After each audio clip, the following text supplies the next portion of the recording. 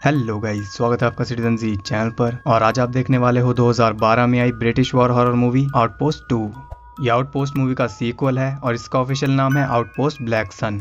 इस मूवी में पिछली मूवी के बाद के इवेंट्स दिखाए गए हैं, इसलिए अगर आपने फर्स्ट पार्ट नहीं देखा तो आई बटन पे क्लिक करके पहले आप उसे देख लो, नहीं तो इस वीडियो में आपको कुछ भी समझ नहीं आएगा। तो अब ज़्यादा देर ना करते हुए जल्दी से स्टोरी स्टार्ट करते हैं।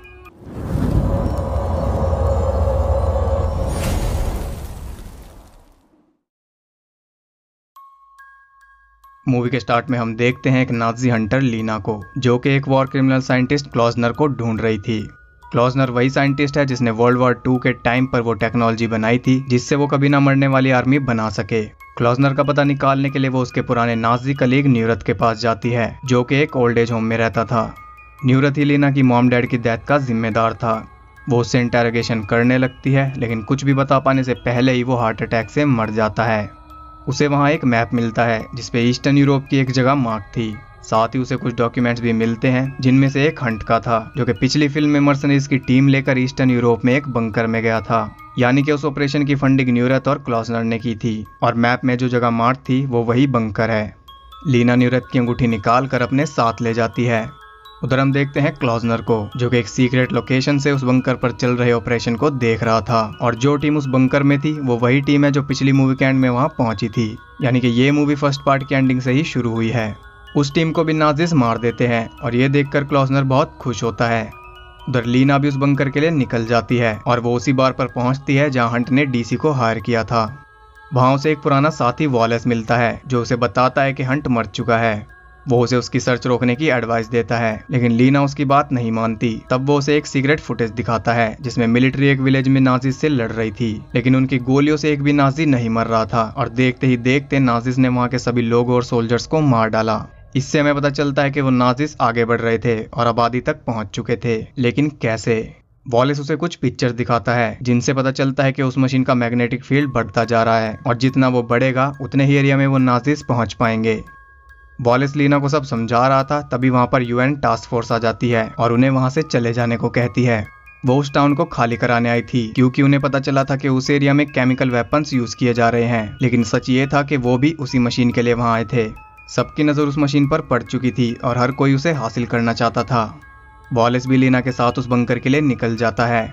वो सोच रहे थे कि क्लॉजनर उस बंकर में छुपा हुआ है। रास्ते में उन्हें एक मिलिट्री कैंप पर रुकना था, जहां वॉलेस का एक दोस्त था लिमक, और शायद वो उनकी कोई मदद कर सकता था। आगे जाकर उनकी कार बंद हो जाती है और उन्हें पता चलता है कि उस मशीन का एरिया बहुत जल्दी बढ़ रहा है। वो पैदल आगे बढ़ते हैं और देखते हैं कि वहां जंग छिड़ी हुई थी। नाजी उस मिलिट्री कैंप तक पहुंच चुके थे। वॉलेस देखता है कि उसका दोस्त लिमक मर चुका था। वो लीना को डेड बॉडीज में छुपा देता है और खुद भी छुप जाता है। नाजी सभी सोल्जर को मारकर आगे बढ़ जाते हैं। सुबह को वो दोनों वहां से गन्स उठाते हैं और आगे बढ़ते हैं। वहां उन्हें एक ईएमपी मिलती है जो कि डिस्ट्रॉय हो चुकी थी। ईएमपी ऐसी मशीन है जो एक सर्टेन एरिया में सारी इलेक्ट्रिक चीजें तबाह कर देती हैं। वो सोल्जर्स उस मशीन के मैग्नेटिक फील्ड को कम करना चाह रहे थे और इसी कोशिश में वो मारे गए। वो आगे बढ़ते हैं और एक टाउन तक पहुंच जाते हैं जो कि पूरी तरह तबाह हो चुका था।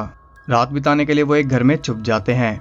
उस घर में लीना को ब्लड फुटप्रिंट्स मिलते हैं। वो उनका पीछा करती है और आगे जाकर उन फुटप्रिंट्स के साथ उसे कुछ जूतों के निशान भी मिलते हैं, क्योंकि उसके सामने एक नाजी खड़ा था। वो जल्दी से वहां से भाग जाती है और उसके पीछे वॉलेस भी भागने लगता है। कई सारे नाजीज उनके पीछे पड़ चुके थे। तभी उन्हें वहां कोई बैठा हुआ दिखाई देता है। वो एक सोल्जर था। वो नाजीज पर फायरिंग शुरू कर देता है। लीना और वॉलेस जल्दी से एक कंपाउंड में जाकर छुप जाते हैं जहाँ बाकी सोल्जर छुपे हुए थे। वो सोल्जर मारा जाता है और नाजीज भी उस कंपाउंड में घुस जाते हैं।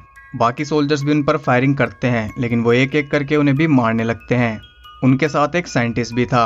वो सब जल्दी से बाहर निकलते हैं और उस साइंटिस्ट को ईएमपी ऑन करने के लिए कहते हैं। ईएमपी ऑन कर पाने से पहले ही वो साइंटिस्ट मारा जाता है। तभी वॉलेस जल्दी से ईएमपी ऑन कर देता है। उससे वहाँ एक एनर्जी का ब्लास्ट होता है और उसके बाद वो नाजिस गोली मारने से मर जाते हैं।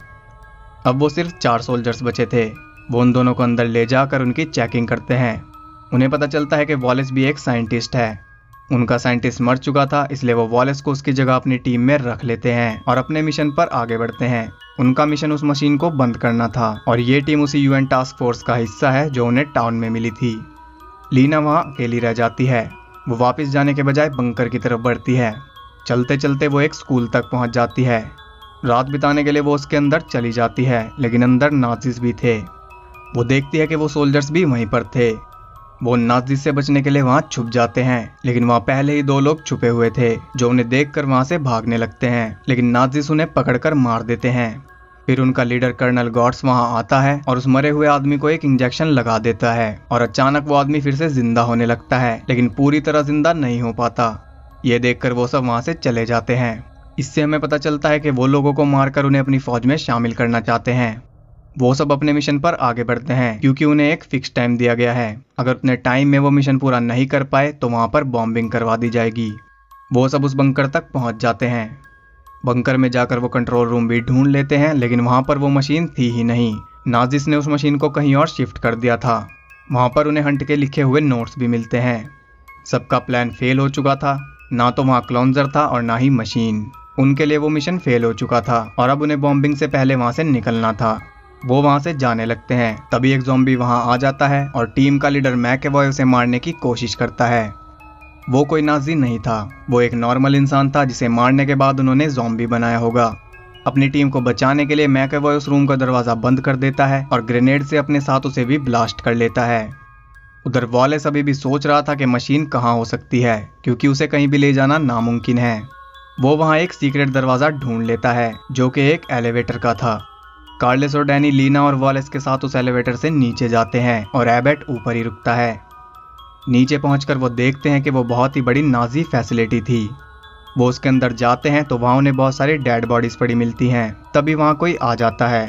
वो सब जल्दी से छुप जाते हैं। वो एक नाजी ज़ॉम्बी औरत थी जो उन मुर्दों के ऊपर इंजेक्शंस टेस्ट कर रही थी। वो उस मुर्दों के ढेर की तरफ बढ़ती है। लीना वहीं पर छुपी हुई थी। वो लीना के ऊपर इंजेक्शन लगाने ही वाली थी, तभी कार्लिस बाहर निकलकर फायरिंग शुरू कर देता है और लीना को बचाने के चक्कर में खुद मारा जाता है। इतने में वो तीनों वहां से निकल जाते हैं। वो नाजी औरत 2 सोल्जर्स के साथ ऊपर चेक करने जाती है और उन्हें देखकर एबॉट छुप जाता है। नीचे वो तीनों कंट्रोल रूम तक पहुंच जाते हैं। वालेस उसे ओवरलोड करने की कोशिश करता है, लेकिन नाजी बहुत ज्यादा एडवांस थे। उन्होंने पहले ही उस मशीन में सेफ्टी मोड दिया हुआ था। वॉलेस उसे ओवरलोड नहीं कर पा रहा था। वो खुद भी कोशिश करता रहता है और लीना और डैनी को मशीन के पास भेजता है किसी तरह उसे बंद करने के लिए। वो देखते हैं कि मशीन को बहुत ही बड़े जनरेटर के साथ अटैच किया हुआ था, जिसकी वजह से उसकी रेंज इतनी ज्यादा बढ़ चुकी थी और मशीन के ऊपर उन्होंने हंट को बांध रखा था। किसी तरह वो मशीन से अटैच था। जैसे ही लीना हंट को हाथ लगाती है, नाजिस को पता चल जाता है। वो सब वहां पहुंचने लगते हैं। तभी वैलेस उस मशीन को ओवरलोड कर देता है, जिससे वहां एक एनर्जी ब्लास्ट होता है। ये देखकर एबर्ट जल्दी से बाहर निकलता है और उन तीनों नाजिस को गोली मार देता है। मशीन काम नहीं कर रही थी, लेकिन वो अभी भी ऑन थी। लीना उसे बंद करने की कोशिश करती है और डैनी बाहर जाकर नाजिस को रोकता है। हम देखते हैं कि हंट अभी भी जिंदा था। वो लीना को बताता है कि इस मशीन का कोर ही सब कुछ है।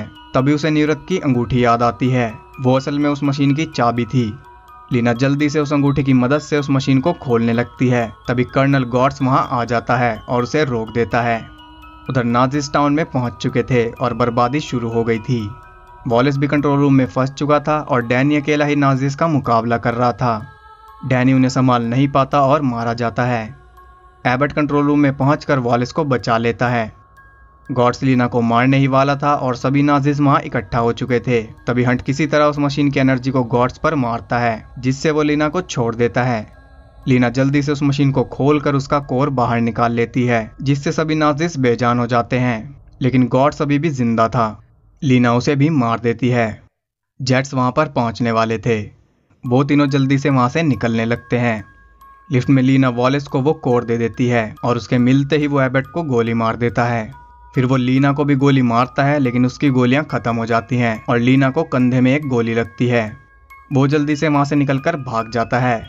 बॉम्ब से बचने के लिए लीना भी किसी तरह एक रूम में बंद हो जाती है।